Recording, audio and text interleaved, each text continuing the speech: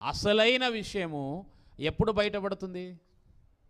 ఎప్పుడైతే అలాంటి సమయంలోనే మనలో విశ్వాసం ఉందా లేదా, మనలో ధైర్యం ఉందా లేదా, మనము నిలబడగలమా లేదా, మన ప్రతి యథార్థమైనటువంటి పరిస్థితి, మన హృదయ అంతరంగంలో ఉన్నటువంటి ప్రతిది కూడా చాలా స్పష్టంగా మనకు తెలియపరచబడుతుంది.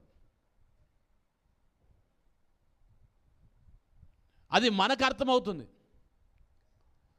అలాగే మన చుట్టూన్నటువంటి వారి యొక్క స్వభావము కూడా మనకు తెలియపరచబడుతుంది. It is actually wonderful time. దాన్ని చాలామంది అర్థం చేసుకోం. దేవుడు మౌనముగా ఉండి మనల్ని ఆయన ప్రతి విషయములో దూరముగా ఉంచుతున్నట్టుగా అనిపించినప్పుడల్లా మనము భయపడాల్సినటువంటి అవసరం లేదు. ఈ సిచ్యువేషన్లో మనం ఇంకా ఎక్కువగా దేవుని కొరకు నిలబడాలి. అందుకే పరీక్షించబడినప్పుడు మీరు కనుక చూస్తే, అందరూ పరీక్షించబడినప్పుడు మనం ఎలా ఉంటున్నాం, అసలు ఆ టైంలో మనం ఎలా ఆలోచిస్తున్నాం మనకు అర్థమవుతుంది. మార్కు సువార్త చూడండి, మార్కు సువార్త 4వ అధ్యాయము